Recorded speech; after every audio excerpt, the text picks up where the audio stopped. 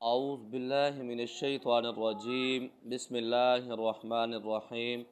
मुअज़्ज़िज़ ख़वातीन व हज़रात, अस्सलामु अलैकुम वरहमतुल्लाहि तआला वबरकातुहू। मुझे उम्मीद है आप सब हज़रात खैर-ओ-आफ़ियत से होंगे। यकीनन अल्लाह करीम हम सब की हिफ़ाज़त फ़रमाए। अल्लाह जल्ल शानु तमाम उम्मत मुस्लिमों को 100% दीन के मुताबिक ज़िंदगी गुजारने की तौफ़ीक नसीब फ़रमाए। एक भाई का सवाल था, कारी साहब, जिन्नात आमिल को बुढ़ापे के अंदर तंग क्यों करते हैं और जिन्नात की कोई कसम है या नहीं है? इंशाअल्लाह ताला आज की इस वीडियो में मुख्तसरन आपको बताऊंगा, क्योंकि मेरी तबीयत भी काफ़ी नासाज है काफ़ी दिनों से, लेकिन आपके लिए टाइम निकालता हूँ। आपने दिल से मेरे लिए दुआ भी करनी है।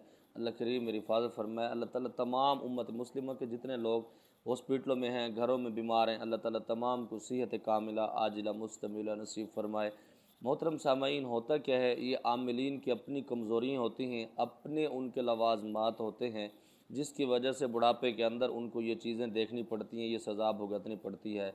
वो आपने कहावत सुनी होगी ना, जैसा करोगे वैसा भरोगे। हमारी सरायगी में कहते हैं, जी में रहे सो ऊँचे चेसो। मोहतरम सामाईन, जो आमिलीन ख़ानदानी होते हैं, आमिल के साथ फ़कीरी इख्तियार करते हैं, उनको जन्नात ज़्यादा तंग नहीं करते। तंग ज़रूर करते हैं लेकिन ज़्यादा नहीं करते, क्योंकि एक तो उनका ख़ानदानी तौर पर तजर्बा होता है, बाबा की तरफ से, उनके दादा की तरफ से, फिर परदादा की तरफ से वो एक ख़ानदानी मामलात चलते हैं। वो सारी कारगुजारी उनके साथ होती हैं, अपने आबा व अजदाद के साथ जो बैठ के सीखते हैं तो वो चीज़ें देखते हैं। और जो आम आमिल आमिल बनता है, आम बंदा, तो वो अपने उस्ताद के साथ तो बैठता है, लेकिन वो उस्ताद की जो उसकी प्रैक्टिकल की एक ज़िंदगी है उसके ऊपर वो उसको टाइम नहीं मिलता नज़र डालने का। वो सिर्फ़ इस मकसद के लिए उसके पास जाता है कि जल्दी जल्दी मैं अपना काम सीखूँ, मैं चिल्ला कर लूँ, मैं हज़रात की हाज़िरी करूँ और मैं अपना काम शुरू कर दूँ।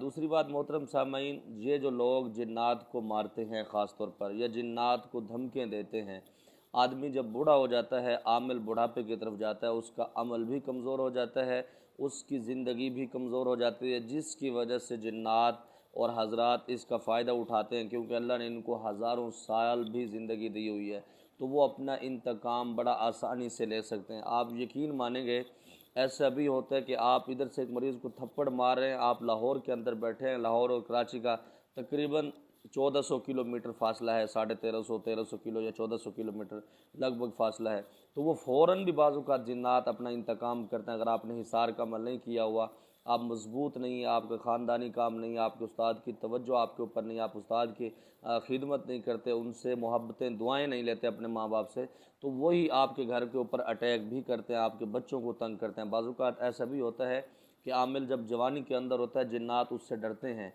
लेकिन उसका इंतकाम वो आमिल की बीवी से लेते हैं, उसके बच्चों से लेते हैं। तो इन चीज़ों का बड़ा ख्याल रखना चाहिए।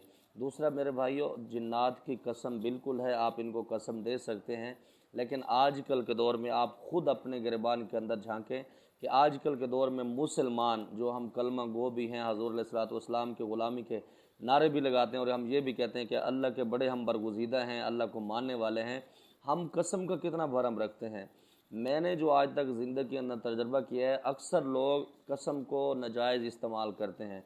तो मोहतरम सामाईन, जब हम इन चीज़ों का हया नहीं करते, तो ये तो हमसे 2 कदम आगे एक मखलूक है, ये भी इस वजह से वादा खिलाफ़ी करते हैं।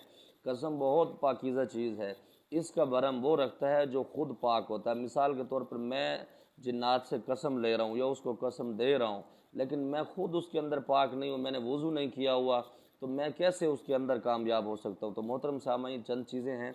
अगर आप कहते हैं कि बुढ़ापे के अंदर जिन्नात आपको तंग न करें, आप सुकून से ज़िंदगी गुजारें, सबसे पहले तो ये कि आप जब भी अपनी सीट के ऊपर बैठें, बावुज़ू बैठें। अगर आपने नक्श लिखना है, दम करना है किसी को, तो वज़ू की हालत में करें। नमाज की पाबंदी करें, गुनाहों से बचें। ख़ास तौर पर अमलियात के अंदर आदमी गुनाहों से नहीं बचते, क्योंकि इसमें ख़वातीन आती हैं, जिस वजह से आमिल का दिमाग ख़राब हो जाता है। वो जब चिट्टी चमड़ियाँ देखते हैं ना, उनका दिमाग उमें ख़राब थी वेंदे। तो आपने इन चीज़ों का ख्याल करना है। और दूसरी बात आप जहन में रखें, जो जोगी होते हैं ना, हमारे उस्ताद जी ने, हमारे बुज़ुर्गों ने हमें ये सिखाया, जो जोगी होता है वो सांपों से ही मारा जाता है, और जो आमिल होता है वो जिन्नात से ही मरता है। इसी तरह जो इलेक्ट्रिशियन होता है, बाज़ औक़ात अक्सर मैंने देखा है, वो बिजली के झटके से ही मारा जाता है। वो अल्लाह जल्ल शानु के मामलात हैं, अल्लाह ताला उसको किसी और दूसरी तरफ से मौत दें, वो एक अलग सिस्टम है। लेकिन मोहतरम सामाईन, वो एक मैंने जैसे पहले बताया, जैसा करोगे वैसा भरोगे। तो अगर आप आमिल के साथ कामिल बन जाते हैं, कामिल बनने की कोशिश करते हैं, आप फ़कीरी इख्तियार करते हैं, किसी साहिब दिल को अपना दिल देते हैं, किसी साहिब करामात को अपने हाथ के अंदर उसका हाथ दे देते हैं, आप यकीन करें आप फिर जिस तरह के मतलब अमलियात करते रहें कोई कुछ आपका नहीं बिगाड़ सकता। बिगाड़ते तब हैं जब आप सही तरह से अपने वज़ाइफ नहीं करते, तवज्जो नहीं करते, हिसार नहीं करते, फिर आपको रिज्जत का शिकार आप हो जाते हैं, फिर परेशान होते हैं। मुझे उम्मीद है आप मेरी इन बातों से बड़ा कुछ सीखेंगे, क्योंकि मैंने इससे बड़ा कुछ सीखा हुआ है। इसमें मेरे ज़ाती तौर पर भी कुछ नुकसानात हुए हैं, हो भी जाते हैं, क्योंकि मैं अब ये कहूँ कि मेरे नहीं होते ये बिल्कुल गलत है। इंसान है, ख़ताकार है, तो फिर उसके साथ भुगतना भी पड़ता है। अगर आपको ये कुछ मेरी बातें बुरी लगी हैं तो आप अल्लाह के लिए मुझे माफ़ फरमाएंगे, क्योंकि मैं अगर आपको गाइड करता हूँ तो इसमें कुछ चीज़ें समझाने के लिए भी अजीब हो जाती हैं। अल्लाह करीम हम सब की हिफाज़त फरमाए।